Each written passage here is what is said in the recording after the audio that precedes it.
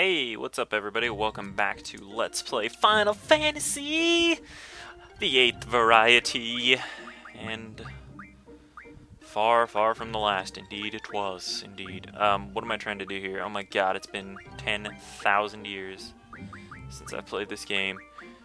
I want to make sure I have fucking encounter none on. Okay, I do.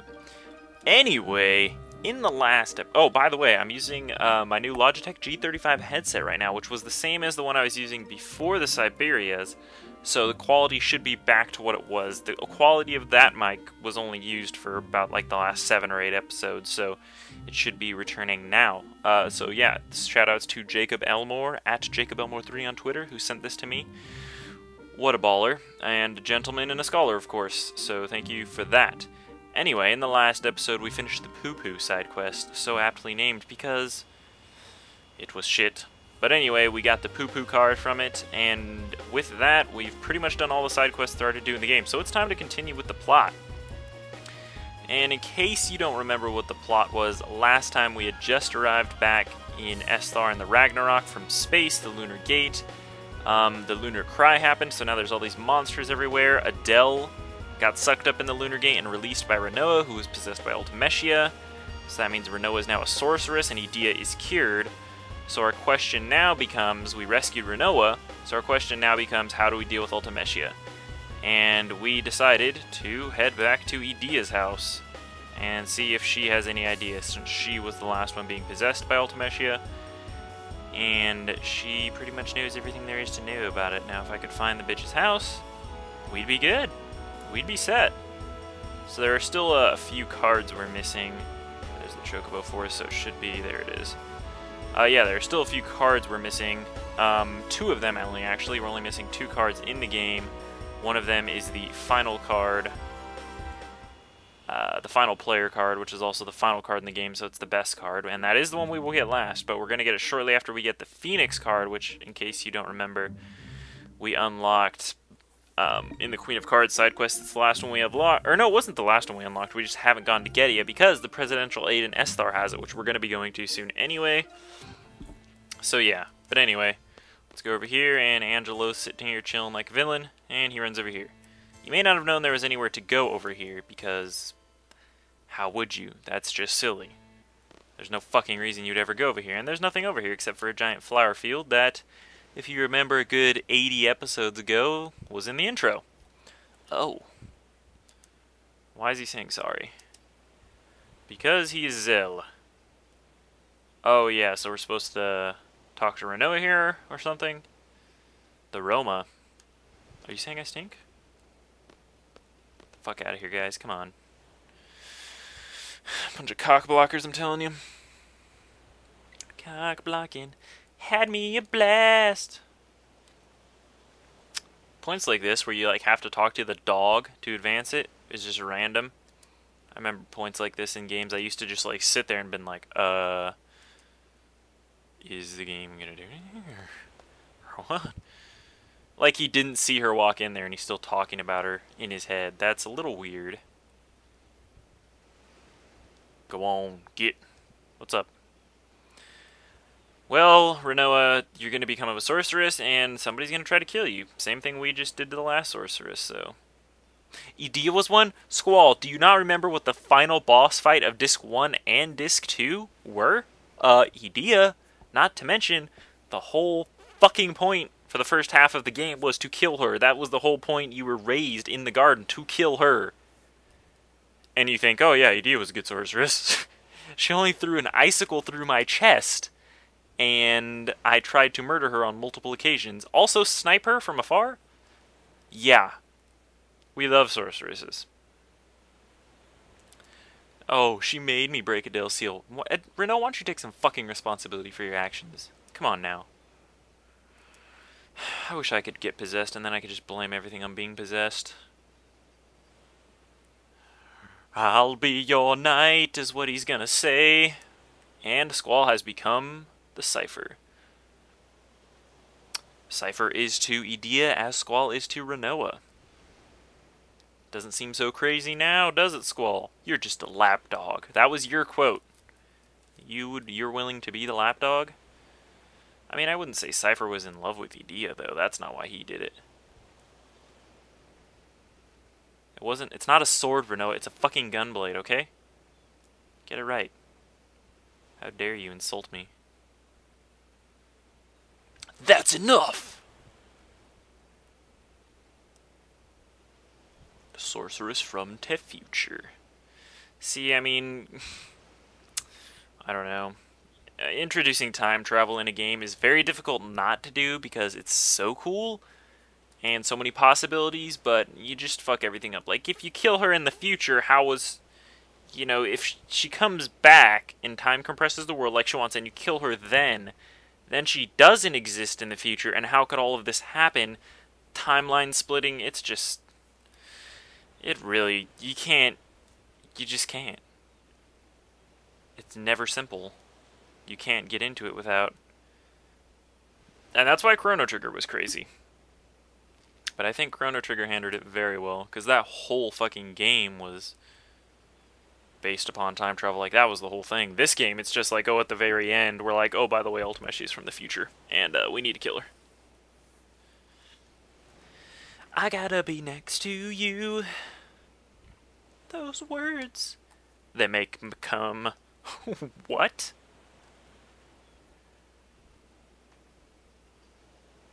What are you talking about, Earl? And so now we're just being all fucking gushy-mushy because Rinoa will probably die to somebody. It's because of the GF. Nice. Nice excuse. Nice excuse, bro. Not a story. Come on. Is this a fucking video game or a movie?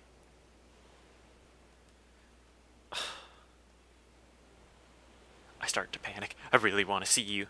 See, that's not really a dream because... Yeah, it's crazy, but it's not like it's too close to reality, you know? Like, dreams just have a bunch of random figments thrown in, like random shit, like... Oh, so I couldn't find you, and then I went to a fucking ice cream shop, and I met this guy from high school, and he gave me 500 fucking balloons, and then we went to Disneyland, and I was happy for no reason. It's like, they're just random like that. It's not, it doesn't really follow a real train of events that could really possibly transpire, usually. There's at least something crazy that happens, like you fly through a mountain of boobs or something. It was only just a dream. I kind of hate how people say that. You know, it was only a dream, don't worry about it. It's not real. Which is true, it is not real, but it's just a dream. I mean, dreams are they're pretty much just like the representation of what's on your mind. And to dismiss that seems a little naive to me. I think it's always worth, you know, thinking about what they mean. Or thinking about why they happen. Like, if you're dreaming about a certain person, just thinking, why am I dreaming about this person? I'll be waiting for you. If you come here, you'll find me, I promise. Also may realize that, or remember it, from the intro. Those were the words that were flashing on during the trailer that made no sense. I'll be here too, it's a promise. And those were also on the thing.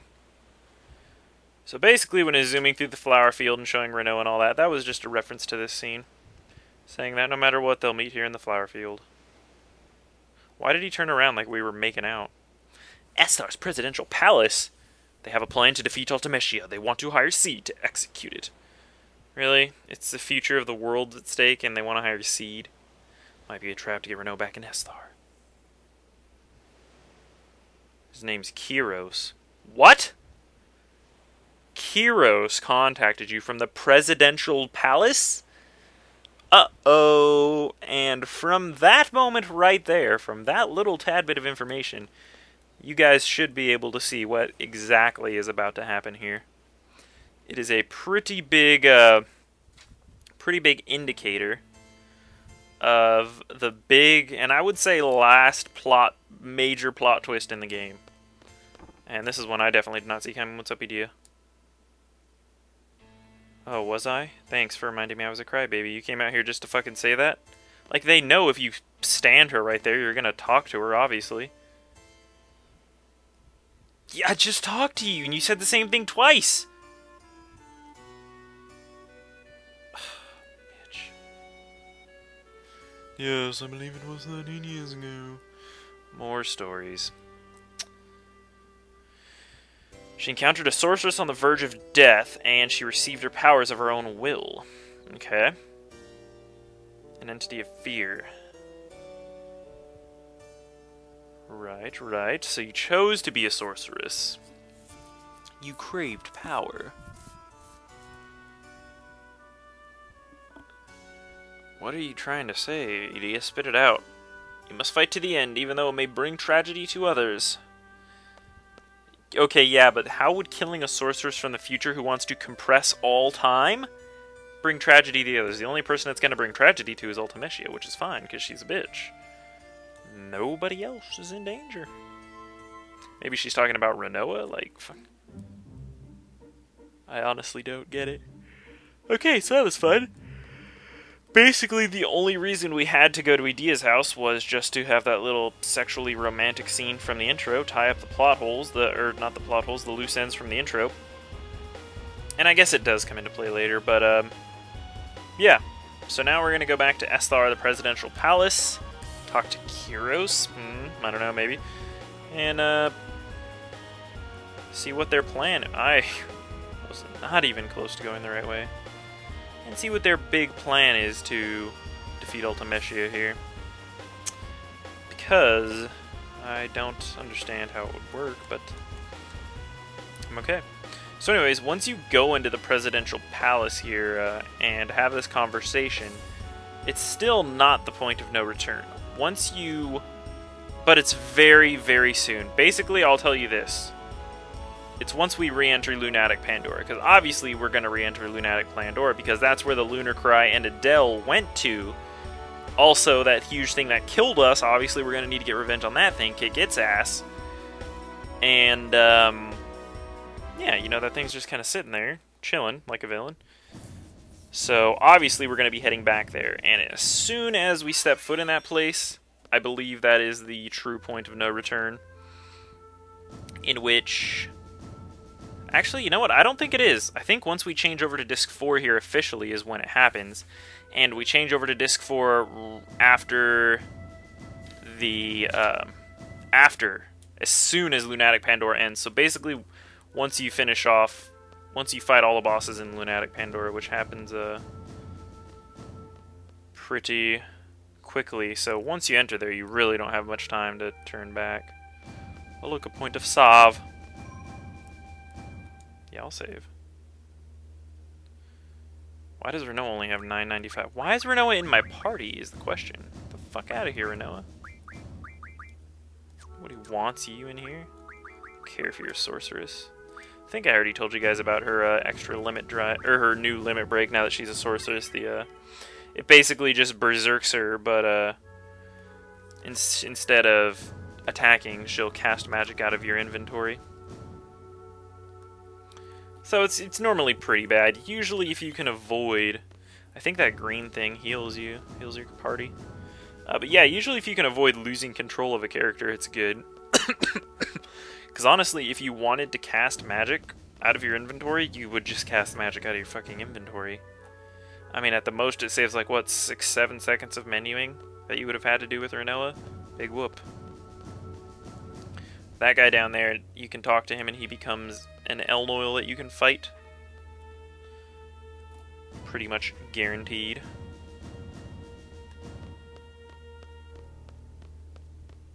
I should probably turn the volume up. I cannot really hear what's going on. Well, I could, but I couldn't hear what kind of music it is. But of course it's the something urgent is happening, or though we're on a mission music, as I like to call it.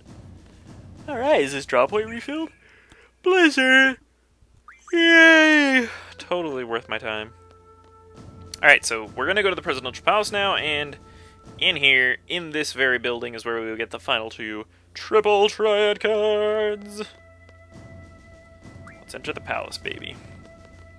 Let's see this sick animation one more time!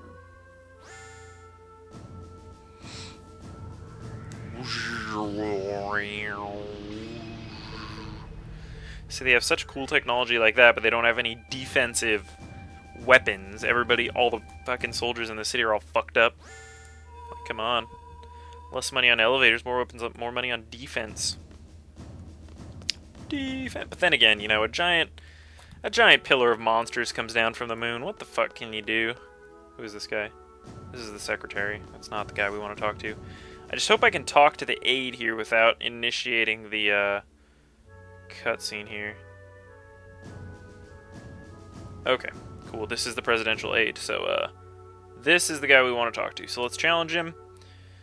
We are not going to mix all the rules, sir. We are going to play like men with the OG rules. Oh, nice. I only had to diss him twice to get it. I have no idea what the rules in Esthar here are, but I'm pretty sure I can handle it. Elemental, okay, easy. Alright, but they don't have open, so I won't know if this guy has the Phoenix card until he plays it. Which I guess is okay. I'm not sure how powerful the Phoenix card is. It's a level 9 GF, so it's probably pretty good. It's probably got 1 ace, maybe. Yep, sure enough, there it is, and he used it to take my cipher, the asshole. Okay. You want to play hardball? I'm game. Take your little Phoenix card. Phoenix wrong. Oh, come on, dude. I hate when fucking the players do this. Just take 10 minutes to evaluate each possibility of where they could place a fucking card. Okay, good. Take that.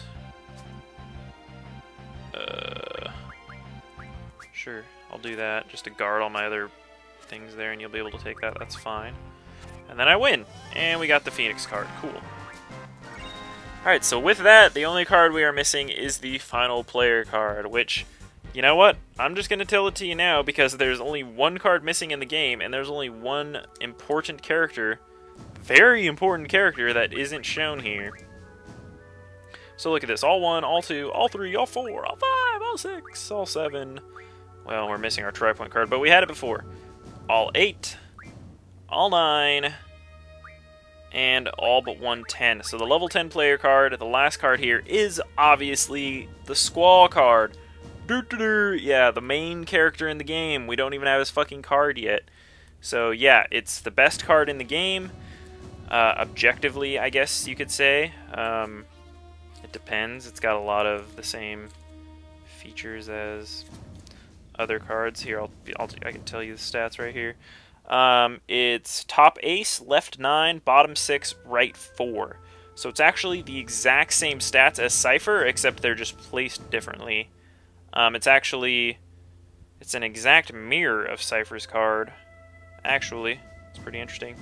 So, you know, some would argue maybe Edea's better, because she's got 2 aces next to each other, so you can throw her in a corner, you know, and she'd be really good. That's what she said. But yeah, Squall modifies into 3 stars. 3 stars. So yeah. I don't know. So I guess him and Cypher are pretty equal. They're just better in different spots. So yeah, that's the final player card. So anyway, now that we have done that, we need to go talk to the president, and I have no idea which fucking way that is. Is it this door? Where the fuck do I go in this place, man? Just left, maybe? No? What about in this door? A little help here, man? The president is waiting. Yeah, where?